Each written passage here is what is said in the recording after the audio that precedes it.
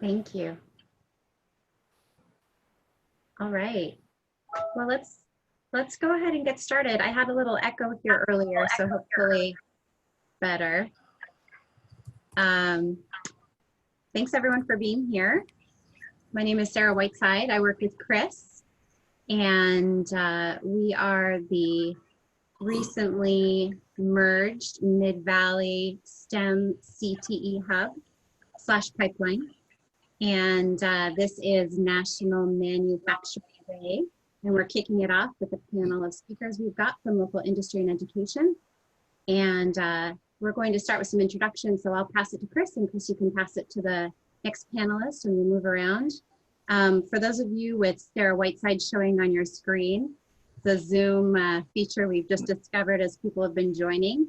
And if you hover over the 3 dots in the upper panel of your name, you can click on the rename and put your name on there for us. But otherwise, welcome, and I'll pass it off to Chris. Thank you, Sarah. I'm Chris Singer. Some of you might know me from the Pipeline program, and Pipeline has just merged with the STEM Hub, and so Sarah and I now are working together on all of that, and we're really happy you're here for a very different Manufacturing Day event. We're usually in the past been able to host students on campus at LBCC and take them on tours to area manufacturers, and COVID's been put a lot of wrenches into a lot of different things, and we'll talk a little bit about that today. But we have our 4 panelists here, and so let's start at the top of my screen here with Mr. Damon from OFD. If you can introduce yourself and tell us a little bit about yourself, and then we'll go on to Stephanie, Andy, and then Dale. All right, my name's John Damon. I'm the Senior VP of Manufacturing Operations for OFD Foods. We make Mountain House backpacking food and probiotics. I have been in manufacturing my whole life. I started my career working in lumber mills and deciding that upgrading my education so I can get in the management side would be a good idea. I worked for Kraft Foods for 23 years, ended up traveling around the world for them. I grew up here in Oregon. I wanted to get back to Oregon. I went to Oregon State. So I joined Oregon Freeze Dry about 9 years ago, and it has been nice to be back home. And just a little bit more about me, operations in OFD, I run manufacturing, engineering, maintenance, quality, and supply chain.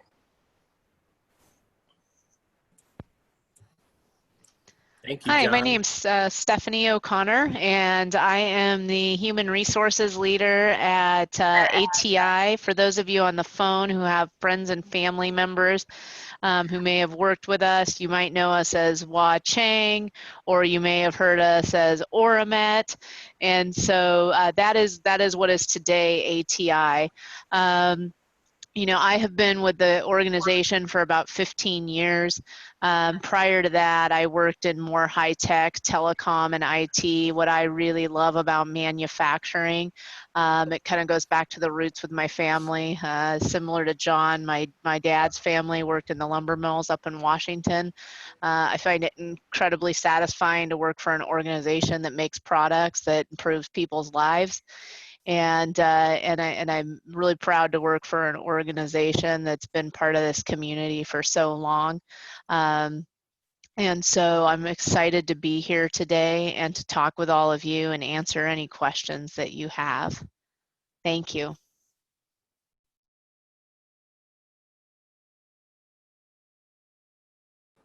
Thank you, Stephanie. Andy, do you want to go ahead?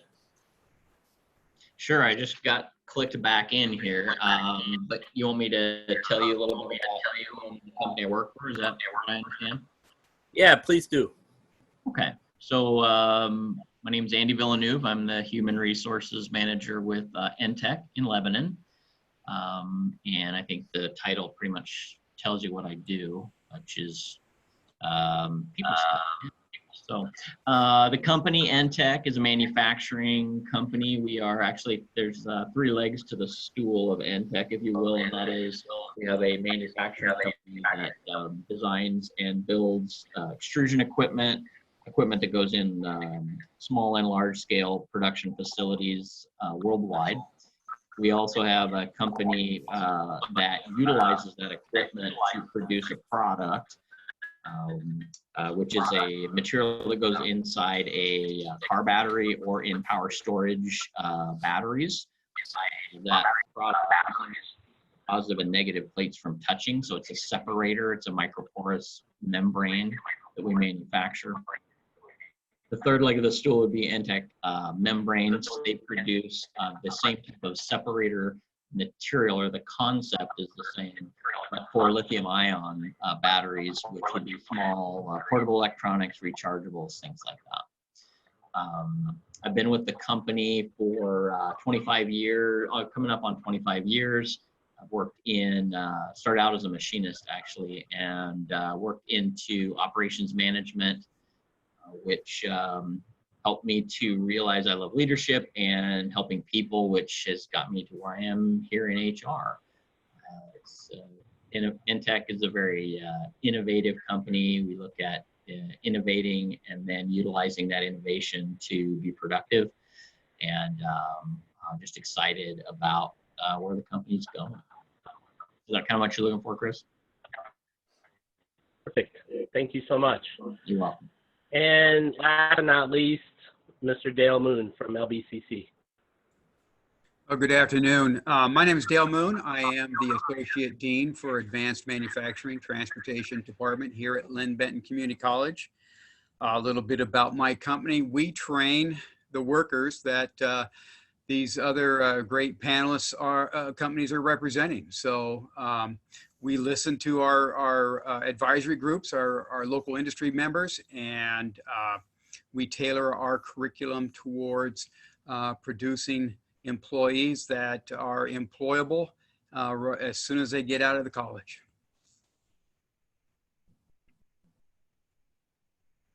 Thank you, Dale. So we'll move on to our Q&A portion today. And we could start with whoever wants to answer this first question first, because I'd love all of you to take a stab at this, please. Obviously, due to COVID-19, we're seeing some of the drastic side effects it is having on supply chain across the country and manufacturing in general. How has your company responded to these challenges, and are there any positives or innovations that resulted from adjusting to work during COVID-19?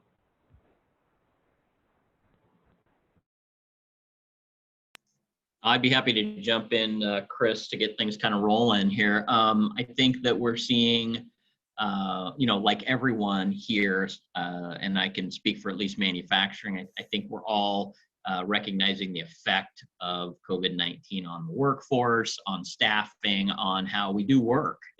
We do work differently now. And I'll let others elaborate on that, maybe specific in their area, but I guess the part of this question that I'd like to answer is how have we responded, and are there positives or innovations? We've recognized even more so the value in housekeeping. I think that's been put on us to be aware of that. And so a new emphasis on a lean concept of shine and cleaning and making sure that we are in a position that's best suited for our employees and our process. We've seen challenges in working remote, and I think part of that we've seen a lot of our employees who maybe thought remote was attractive have realized that it is isolating as well. So we've learned a little bit about that. And then just, I think the importance of recognizing and appreciating how we're different, because when you're working remote or when you are working in an area even that people have different opinions and different feelings about this pandemic, how to approach it. And that diversity has really forced us into recognizing that and appreciating the value in the diversity and growing from it. I don't know if you guys, am I unmuted? Yeah, I think the biggest thing is working from home. Our manufacturing group, you really can't work from home. Our maintenance group, it's hard to work from home. But we've figured out how to do that, and we've used a lot of technology. Communication with employees, we've done videos, so we have iPads in our rooms. where we can do mini meetings where we used to do company-wide meetings with, 300-400 people in a meeting. Now we're doing over video conference. So we've learned to kind of get around that. The other huge thing is we're in food manufacturing and we're in emergency food. So our volume went up 10x at the beginning of this, and we have not caught up with demand yet. So trying to hire enough people and trying to get our production rate up to demand has been really difficult. And we don't see it slowing down anytime soon. So it's been a good thing, but kind of a bad thing too. Yes, I'll chime in on a couple of things that both Andy and John said. So, safety is a core value. You always start there. When your people feel safe, then the business will follow. And so this situation, to Andy's point with housekeeping, has really put our culture to the test. First and foremost, are we keeping people physically distanced? Are we giving people the additional PPE or protective personal equipment that they need, face masks, face shields, to be able to work safely when they have to work closely together? Or do we need to do respirators? Are we giving visual indicators of what physical distancing looks like? And so really honoring that safety as a core value was first and foremost. Similar to Oregon Freeze Dry, we're an essential business. We serve we supply material to the medical and government markets, and so while much of our administrative workforce is working remotely, which has its own challenges with collaboration, all of our folks are still working in the production areas. So that safety first is the most important thing. We serve a number of markets, and in some of those markets, similar to what John said, we've seen an increase in demand. Specifically, the electronics market. We got a lot of people working from home. We're all on Zoom right now. Many of you, I'm sure, are working through Google Classroom or whatever site your schools have set up. And so we're definitely seeing an uptick there. Where we're not seeing an uptick is in aerospace. So that's been a real challenge for our business. When you make metal for the aerospace industry and planes aren't flying, it's very difficult for your business. So because of the number of product lines and markets that we serve, it's really a constant challenge to find out. I see in the question you have, what does that do to the supply chain? Every day is a news story. You're getting a new story from your customers on what their demand is, which means that our teammates and partners on the floor are having to figure out, what am I going to run today on my equipment? What are we going to be able to push through? What do we need to machine? What do we need to extrude? So it's a lot of problem solving with our partners and our teammates on the floor to determine, what's a priority today based on fluctuating or changing customer demand almost on a daily basis.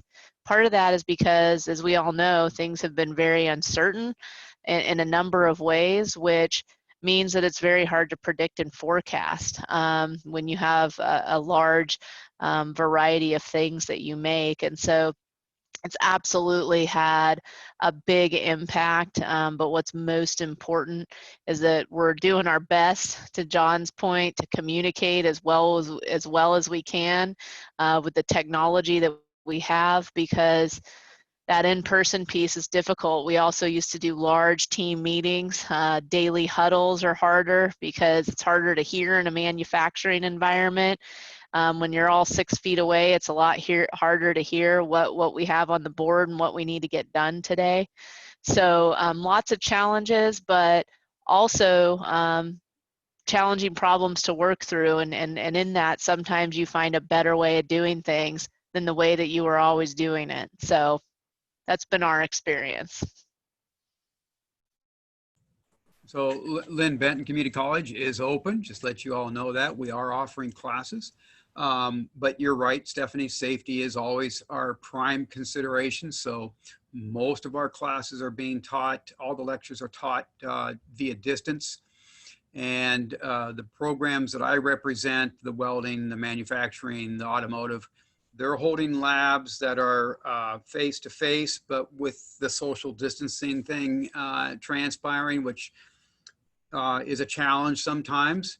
But the positive to this is that a lot of the instructors have told me that they've been meaning to put their content online, because industry has asked for their content to be put online so that their employees could come in and do the labs later and not have to take time off from work. So the plus to us is that faculty see the value in putting their lectures online, and then leaving more time and more flexibility for the labs for people to be able to sign up when they can.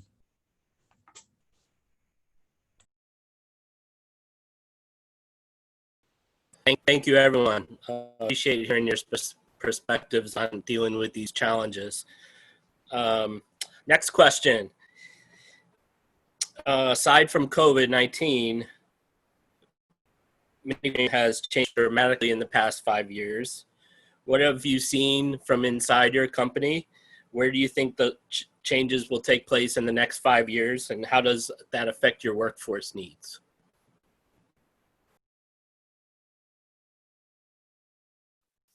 I'll jump in here. The biggest thing, and I'm going to go back 35 years because I'm old, but really work in manufacturing going from very manual labor to more interaction with machines and computers, and the need for more technical training. And we continually are training our folks. We use the mechatronics program at Linn Benton. We're getting more and more need for that. And I don't see that changing. I think that's going to be more and more. Just the fact that we have an iPad in every room, social media side of things, how you interface with the machine before versus today, it's a computer screen. So very different from when I started. So I love that, John. That's actually a great segue. Oregon Freeze Dry and ATI have very different manufacturing environments, but that automation piece is really critical to moving forward and innovating. And that's always a factor whenever we're having a new product line or needing to put in a new piece of equipment. Obviously, we're always going to look at, okay, what's going to be the most efficient and most effective, which really requires that we have folks that, are familiar with things like they teach in the mechatronics program, have a familiarity with, computer interfaces. But what is different is this is a 60-year-old metals manufacturing facility, and we have pieces of equipment that are also that old, but they're the only piece of equipment in the world that can do some of the things that we do. So what does that mean? That means we can't go buy another one. It means we need people that are skilled, like millwrights, pipe fitters, folks that know how to machine, that can help us maintain and build that equipment or rebuild that equipment in-house, right? So we have a need for that skill set. The other trick there is that it's very difficult to get data off of a machine that's 40 years old, so you can plan your product flow and your capacity. So what does that mean? It means that we have to work with our digital technology partners so we can try and put a control panel or an interface on that equipment, and we can try and get that data out of there. And so that really involves work with our digital technology or our IT people and our electricians and our maintenance mechanics, right? So it's really kind of this problem solving of, okay, how do we bring this old piece of equipment into the 21st century and really integrate that in with a lot of new equipment that we have. So it's a really interesting and diverse environment. And we need a lot of different skill sets to be able to do that. So many of the programs at LBCC, we've been fortunate, and I know Oregon Freeze Dry and ENTEK has as well, to work with that group to make sure in the machining program, not only do we have the state-of-the-art machining equipment, but we also have some of those old lathes and some of those older pieces of equipment that really teach you kind of the basics of and the properties of this is what machining looks like when you do it by hand. So So it's really that partnership with LBCC, and they do a great job of making sure, oh, we need folks that weld, so they've got welding classes there, right? We need folks that can troubleshoot controls, so we've got mechatronics there. So, you know, for everybody who's on this call, if you haven't been out to LBCC to take a look and tour the different things that they have there, it's really cool. I think that you'll enjoy it. I don't even know if people use cool anymore, so if that was really dorky, I apologize, but it's pretty neat. I would encourage you all to go out and take a look and just see. Lots of the things that you see out there are the things that you're going to see in our manufacturing plant. So hope that helps.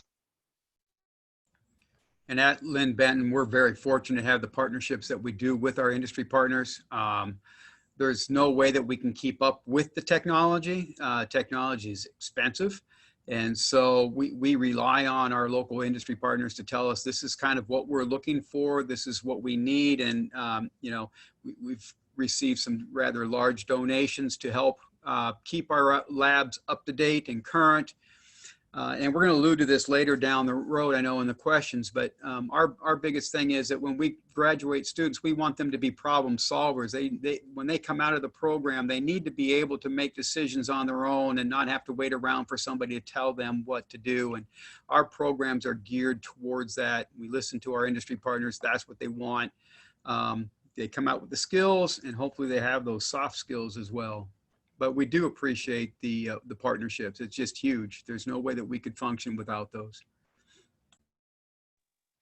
I'll springboard just on a lot of the comments, but for us, automation and integration, I heard Stephanie mention that in addition to her geek comment, which I resemble that. But yeah, I mean, we have, our equipment side has companies outside of our company, and when we sell to them, we could sell them anything from a turnkey facility from ground up to a component, and our component equipment, whatever level that is, has to integrate in with what they're doing. So again, it's back to that innovation. It's back to that that ability to look at something, solve the problem, Dale, as you just mentioned. And in addition, you know, Linn Benton definitely huge, both the machining, welding, mechatronics. But I think really the focused efforts, I want to put a plug in for the Mid-Valley STEM-CTE program, because, you know, it has and will continue to replenish the skill gap that we've really created as a society. We've created a gap here over the past, say, 15 years in skill and value in the technical trades. And so that focus in that program, I think, is really going to be something that we need to emphasize and support. Thank you to all of you for answering that question. A lot of great insights there. I appreciate it very much. Let's get in and talk about students. Why should students consider a career in manufacturing? Interests might they have that could indicate they would like such a career? And for those students, what kind of education should they be looking to obtain after high school? And even what kind of things could they do right now even to help build those skills? Before any one takes the lead on that question, I'm popping the questions into the chat just in case anyone misses them as Chris reads those, so you can take a look there as well. Thanks. Yeah, I want to, great question. I want to go ahead and build on, you know, I want to go ahead and build on what Andy said. You know, manufacturing is a pretty rewarding career. And I think for a lot of years, I know when I was growing up, everyone said, oh, you got to go to a 2-year college, you got to go to a 4-year college, you got to go get that degree. Well, you know, the reality of it is that that doesn't guarantee you anything anymore, right? Except for a big pocket full of debt in some cases. And if any of you or anything like I was, I actually didn't really know, okay, what's my end game and what do I want to do when I get out of high school. And so, you know, I took a risk and I did. I went ahead and got a 4-year degree. But I know a lot of people that spent a lot of money and never ended up using it, right? And that's a challenge because you know, that's money you can use to feed your family or buy a car or get a house or have some equity. So what I think manufacturing really offers people is it's the ability to go get a skilled trades. I know for us, career technical education is critical, and not have to get yourself in debt to do it. And then frankly, you come out and you can grab yourself a job making more than most four-year degree graduates can. And how did we get to this place? We got to this place because for a number of years, we didn't have partnerships with people like Sarah and Chris in the pipeline program and the CTE STEM hub, to help us help people understand that, hey, these jobs are out there, they're important, we need them.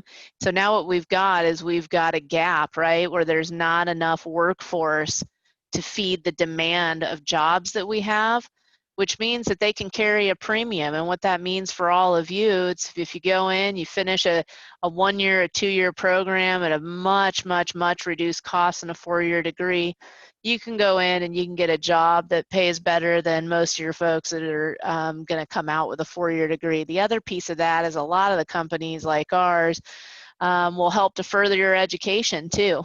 You want to do something more, you want to do something different, you want to get different training.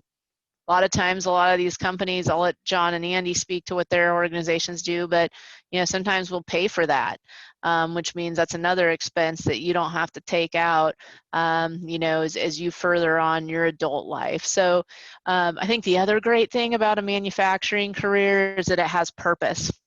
You can connect what you're doing every day to something in the world that makes a difference, right? So all of our employees about 4 years ago got together, and all of them, and we said, what's our purpose? Why do we come here, right? And you get a lot of, hey, it's so I can get a paycheck, or hey, it's so I can feed my family. But when we really got down to it, the reason why people show up here every day is because we make things that improve lives and save lives, right? We make wire that goes into every MRI machine in the world. Without those MRI machines, we're not catching you know, medical things that people need to know about. Our metal goes onto a number of military platforms, right? That protects our nations, our troops, our allies.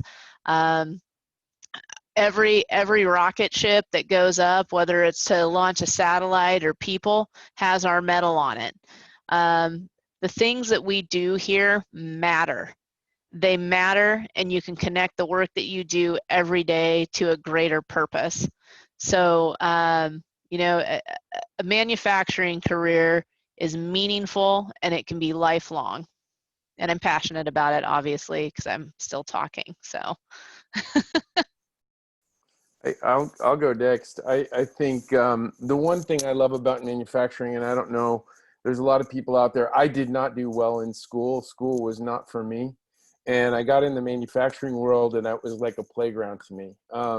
You know, you're applying what you learned. And so I would encourage, we pay for school, same way as ATI.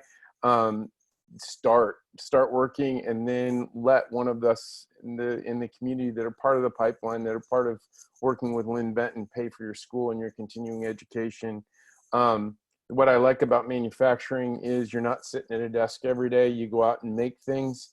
If you make a change, if you make an improvement, you can see that improvement the same day or the next week.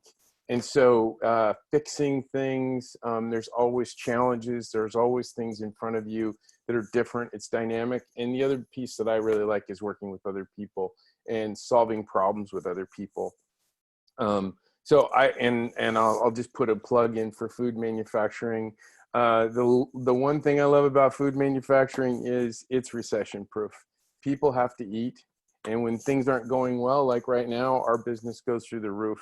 And I think that's one of the advantages of food. That isn't meaning to say anything bad about the other people on this phone call, but I think that was something that a number of times in my career I've said, I'm glad I'm in food. I've got a stable job. And then I have one more thing, and we talked about education, the value of education. I think too many people think about degrees and don't think about skills. It's really about skills. You want to have skills so you can get paid more.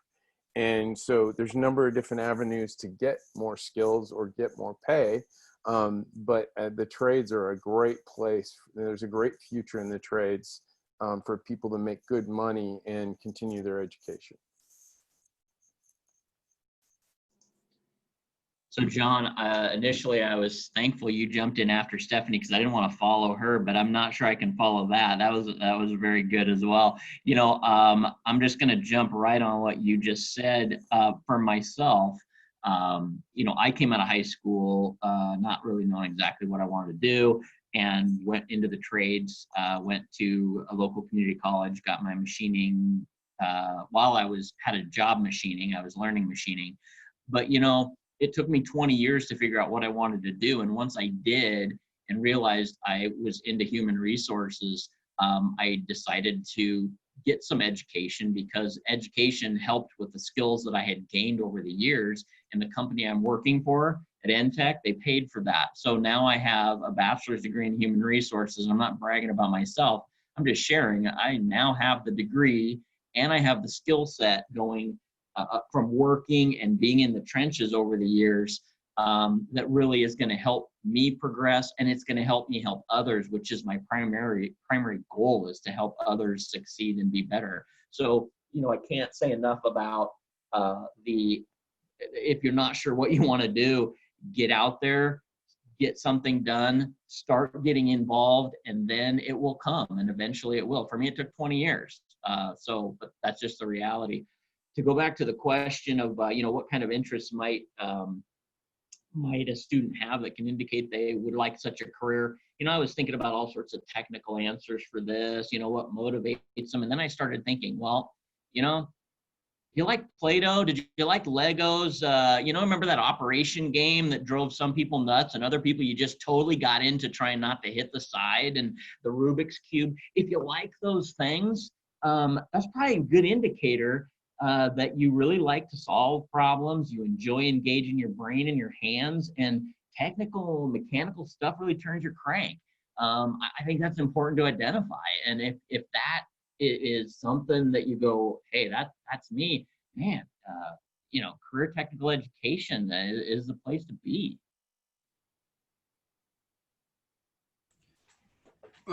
Yeah, how come I have to follow these guys? They're all so passionate about what they do. I'm a product of the four-year institution. I got my bachelor's degree. I went on and got a PhD. I work at a community college, but what I stress to students when I'm out in your schools and I'm talking to you and your teachers is that, you know, CTE is not an end to an end. It just opens up doors. And, you know, you may not want to sit there and weld and get dirty. You don't have to in manufacturing. We've got personnel people here who've worked their way up through the ranks. We've got CEOs that have worked their way up through the ranks. It just opens doors for you. So the programs that I would tell you to take at the high school would be, you know, those academics are important. The math, the speaking, the writing, those things are all important. Whether you're in auto mechanics, you're going to have to write reports. If you're going to be doing some other things, you're still going to end up having to do some math. But then get into those CTE classes. If you're a girl, it's okay. Those programs are built just for you as well. And we don't hold back on any program for any student. Anybody can come in and take any class that they want at any time. And it's really about those opportunities for you.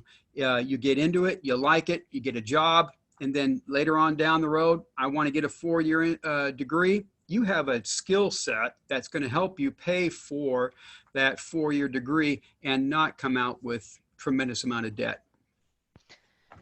Yeah, hey Dale, I really appreciate you, something that you just mentioned, and I'll just call it women in manufacturing for a better term, for lack of a better term. So, you know, I think for a long time, being a woman in manufacturing, there was a perception that that business is not for me. It absolutely is for you. I have an 11-year-old daughter right now.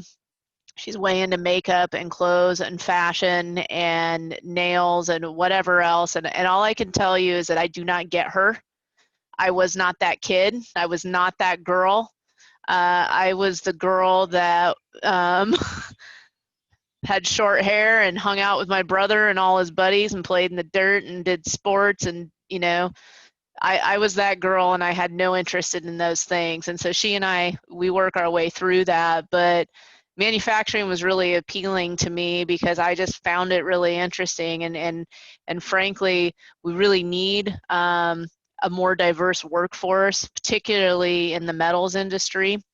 And the reason why I say that is when you have a diverse workforce, you're actually better at problem solving.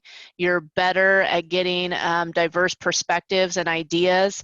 There's a ton of research out there that demonstrates and shows that. And that's a focus and an effort that we have every day, not just in HR, but with all of our leaders in the organization, is how do we get a diverse group of people together, whether it be age, whether it be gender, whether it be culturally. How do we get a diverse group of people together to solve a problem? Because that's when ideas really happen, and that's when problems really get solved. And so you kind of opened the door there a little bit, Dale, but I really wanted to drive home the point. It's important that everybody on this call know that this work is available to everybody, and the more diversity that we can have, the better we can be together and the better company we're going to be. So I appreciate you kind of opened that door. I'll take it anytime it opens. Thank you all for that response, and to even hammer the point down even further, I put down we are having an event in 2 weeks, and it's a panel just hearing from women in manufacturing and trades.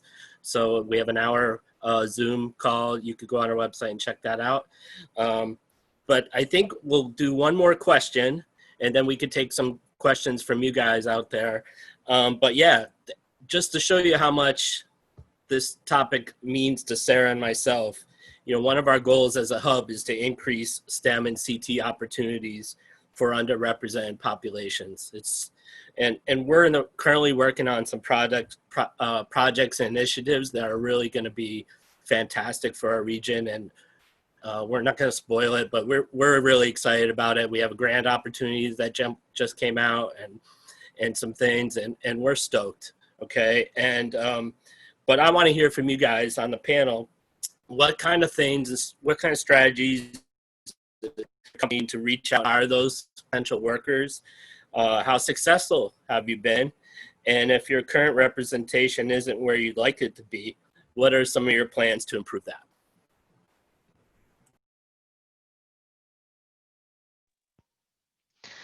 So, Chris, I really appreciate you asking that question. I will tell you, one of the challenging things about this area is that from a diversity perspective, a pure diversity perspective, it's difficult. The demographics of our population are largely white, right? So that's a challenge that we face every day. And so we actually have targets at our organization that when we do a candidate pool, at a minimum 30% of any candidate pool is diverse demographically. And so we actually try and have targeted measures that we go against for every job that we open.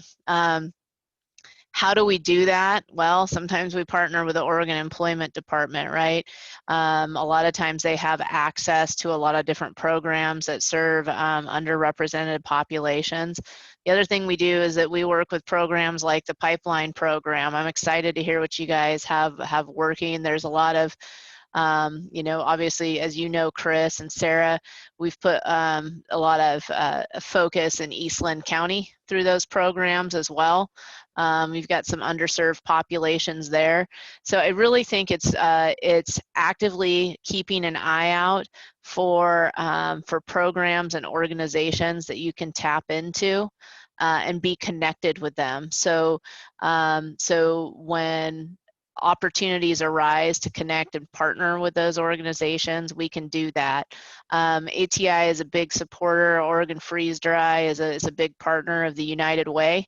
And so we're always looking for ways that even if it doesn't have to do with employment, how can we partner with the community to make sure that that underserved portions of the population in our community, whether it be food insecurities, whether it be educational equipment, whether it be books, how do we support the youth in our community to make sure that they have the things that they need to be successful long term? Because when our community is healthy, then our businesses are healthy, right? So you really have to start at the foundation. If your community is not healthy, you're going to have a tough time with your business. And so there's not a solid answer to that, Chris, but there is a number of ways that you can tackle that.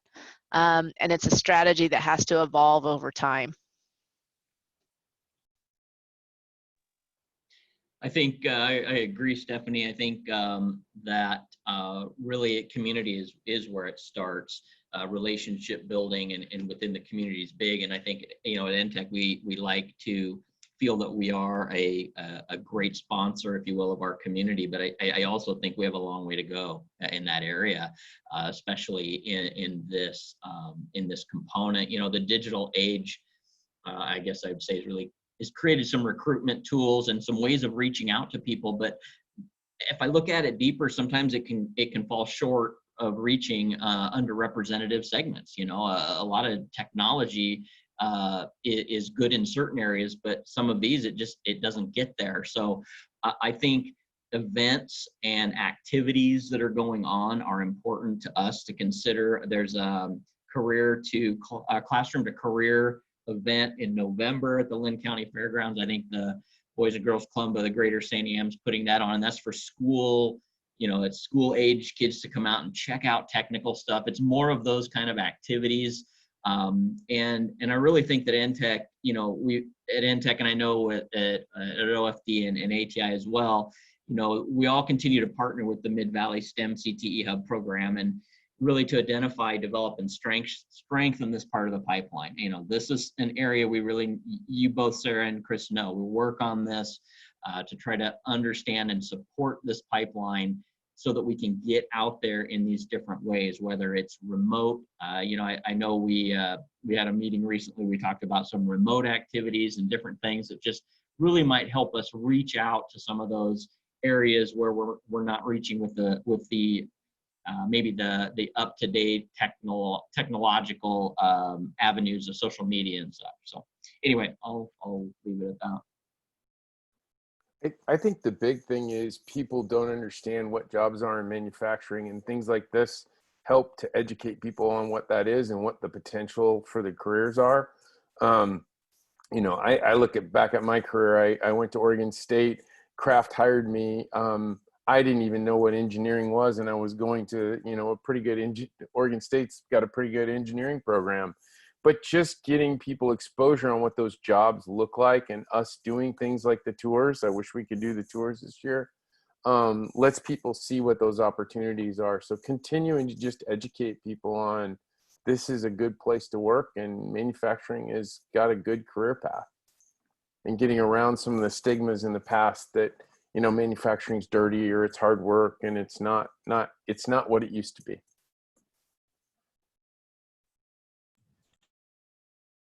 So I just want to remind the students who are listening to this that whether or not you've got deep pockets or not, LBCC is affordable for you to come in and take classes. We have grants, we have scholarships. Those things do not need to be paid back. They're not student loans, but there's businesses out there that are willing to sponsor you to go through the programs. There's lots of money available to you. We have lots of services available to you for first-time students, never had a student. If you've never had a college student in your family before, you could be the first one. And LBCC wants to help you with that. The services that we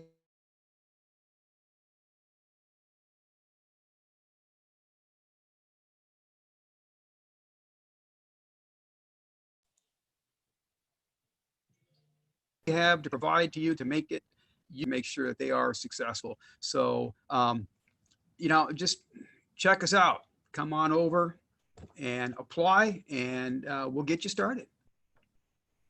Yeah, I think Stephanie said this is, if you look at all the major companies that are here in Albany area, all of us are willing to pay for school and help pay for school. Come to work for us, start at an hourly wage, and then get help from these communities, this community of manufacturers that will pay for that school.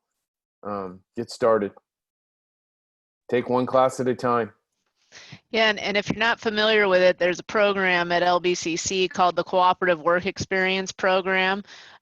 We have 35 students at any given time on average that work out here in different, doing different tasks, either for environmental health services and safety, or in our labs or in our office space.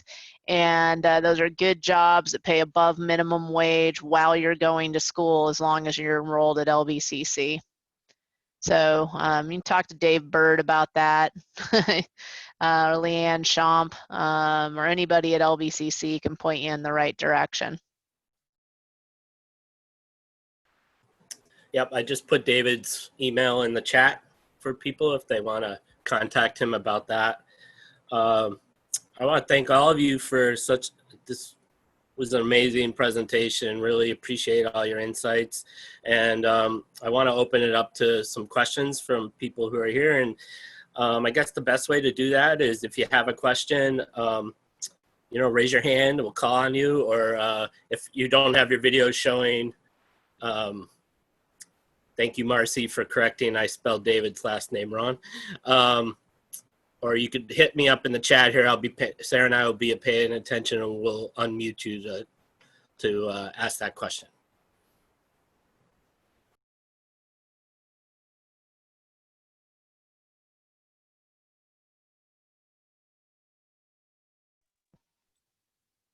There are no dumb questions. I'll go ahead and ask a question from an instructor's perspective. I'm fairly new to the manufacturing side of things, but I've spent the last 10 years teaching automotive in Southern Oregon. And I had even though my recommendation is always for students to move on to post-secondary training, preferably community college, because I always try to tell them to get that degree to fall back on if they ever change their mind down the road. But that idea of a paycheck right out of high school is always so tempting. And I sent more students into industry than I did to post-secondary training straight out of our career tech program. What are the opportunities like in your manufacturing businesses for students who have, a basic skill set of technical skills, but are interested in working, let's say, straight out of high school? Are there many opportunities for those students? I'll use a live example. We have an employee. He went to Linn and Benton. I'll use a name that won't tell you whether it's fictitious or real, but his name is Mitch.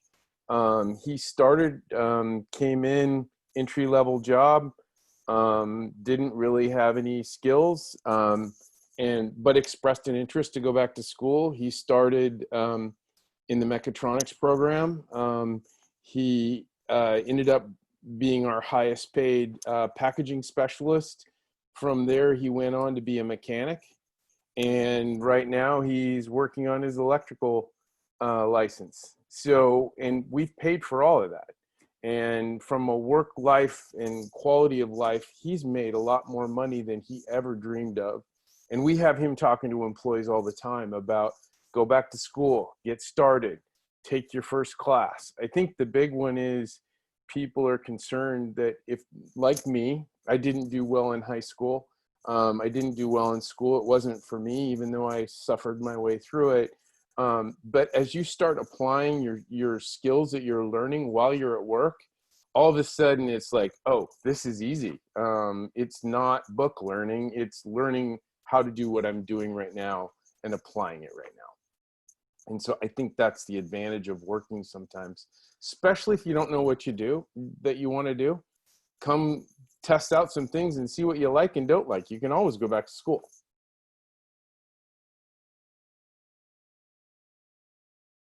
We have a question here from Caden, sorry. What's the thing you like least about your job? Is there anything you don't like? How long do people usually stay with your company on average? What's your job dropout rate? Great question, Kaden. Yeah, great. It is a great question. I will say that for ATI, it's unique. Most of our employees start here and they stay here for upwards of 30 or even 40 years. One of the reasons for that is we are a union shop. We have a collective bargaining agreement, and we have a lot of really rich benefits associated with that agreement. And so people like working here. We have good health care, we have good pay, good wages.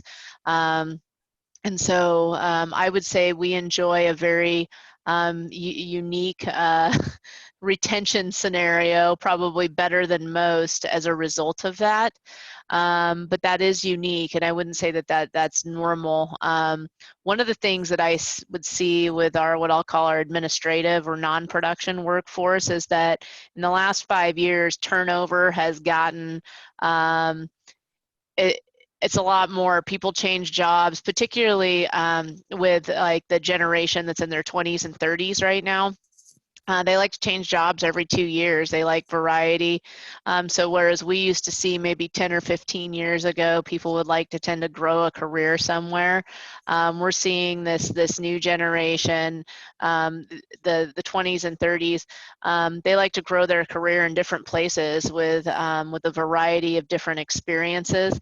One of the great things about manufacturing in Albany is that you can do that. And I think I can say this because we used to be in a place about 5 years ago between ENTEK and Oregon Freeze Dry and ATI, where we would beg, borrow, and steal from each other all the time. It was a really unhealthy situation. That's one of the things that we all partnered together for, you know, with the pipeline program, was so we could continue to make sure that we were developing talent to meet all of our business's needs. So a good example would be that, you know, someone right out of high school might go into OFD's business, and then a couple years later, they'll bring their marketable skills to ATI, and we may hire them on, but that means John still has plenty of solid people coming out of the mechatronics program, or that he can send to the mechatronics program to fill his pipeline up. And so we really work together as an industry to make sure that none of our businesses were suffering a gap, but then at the same time, that we could give people the opportunity to hop around to different places, right? We all grow a lot of great skills with our employees, and sometimes employees like to move, but when we make sure that we're all working together to get people the skills they need, folks who like that kind of variety in their career can have that.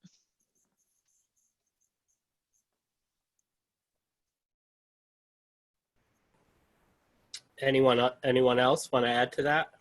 Or I have a question for the panel, though. I'm just curious. We've talked about all these great jobs. How many jobs are there out there that these students could possibly be jumping into in the next couple of years? I'll answer that. Is we have 50 openings right now. So our business is going nuts with emergency sales. We have openings, plenty of openings, and not enough people filling them. So. Yeah, and I would say in contrast, we just got off of a big hiring over the last year and a half, and then COVID hit, and we're not hiring right now. So go see John. But we do anticipate once John's going to hate me for this.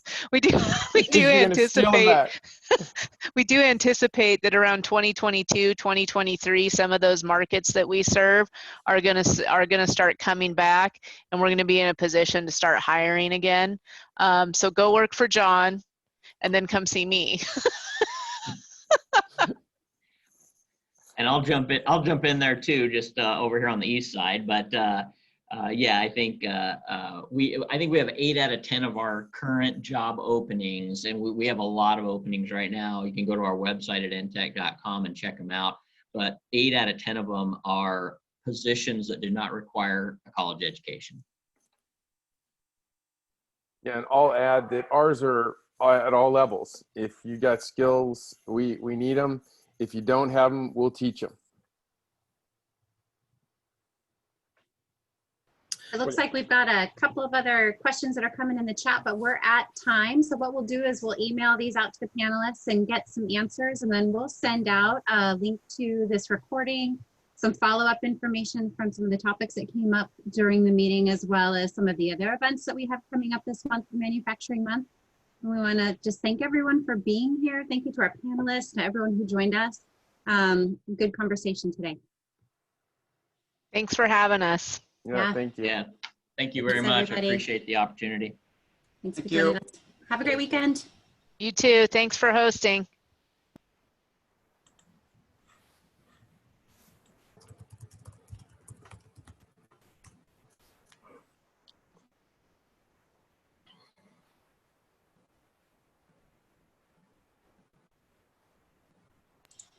Chris, I'm gonna